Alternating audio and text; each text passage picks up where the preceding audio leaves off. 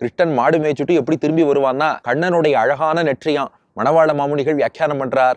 அதை ஒரு பிறை சந்திரன் என்று சொல்வதா, அல்லது எங்கள் உள்ளத்தை வாட்டக்கூடிய நஞ்சுன்னு சொல்றதா? விஷம் சாப்பிட்டா இப்படி படுத்தும்போது போல அந்த நெற்றியை நம்மளை படுத்துறது. இன்னொரு பக்கம் அழகா பார்த்தா நிலவு போல இருக்கு, அமுதை பொழியும் நிலவுன்னு சொல்லுவா. இது மயக்கத்தை தரக்கூடிய, மயக்கத்தை பொழியக்கூடிய நிலவா இருக்கே, நச்சுமிழும் நிலவோன்னு கருதும்படியாக இருக்கே. அப்படிப்பட்ட தன் திரு நெற்றி மேல், தன்னுடைய அழகான அந்த திருநெற்றிக்கு மேல பார்த்தா சிந்துர பொட்டு அப்படியே பளபளன்னு ஒளி வீசுறது. அப்படியே பகவானை சேவிச்சுக்கோங்க, நெற்றி அதிலே சிந்துரம் இலங்க ஒளி வீசுறது.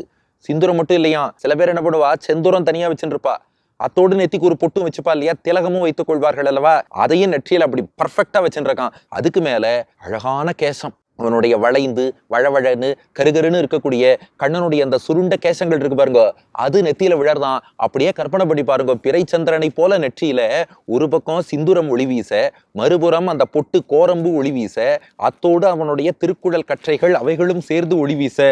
என்ன அழகு, என்ன அழகு! இவனை சிரிக்க வச்சு அந்த சிரிப்பழக ரசிக்கணும் யாருக்கா இருந்தாலும் தோணுமா தோணாதா?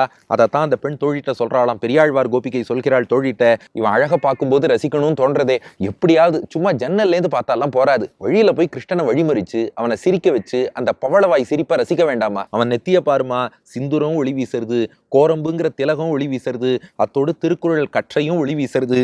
இது மட்டும் போராதுன்னு இவன் வரான்னாலே ஒரு ஆடம்பரமான சத்தத்தோடு தான் வருவானா. சத்தம் இல்லாம சைலண்டா கிருஷ்ணன் வந்தான்னு வரலாறே கிடையாது. இவன் கூட நண்பர்கள்லாம் மத்தளம் வாசிச்சுட்டே வராலாம். அந்த முழக்கம் இருக்கிறதே, அந்தரம் முழவ, இந்த மத்தளத்தின் முழக்கம் வானத்தையே சென்று எட்டும்படி, வானத்துல எங்க பார்த்தாலும் ரெசனேட் ஆறுது, எதிரொலிக்கிறதாம். அப்படி அந்த மத்தளத்தின் முழக்கம் அந்தரமாகிய வானெங்கும் ஒலி எழுப்பும்படியாக, ரெசனேட் ஆகும்படியாக, எதிரொலிக்கும்படியாக ஜம்முன்னு கண்ணபிரான் வரான்.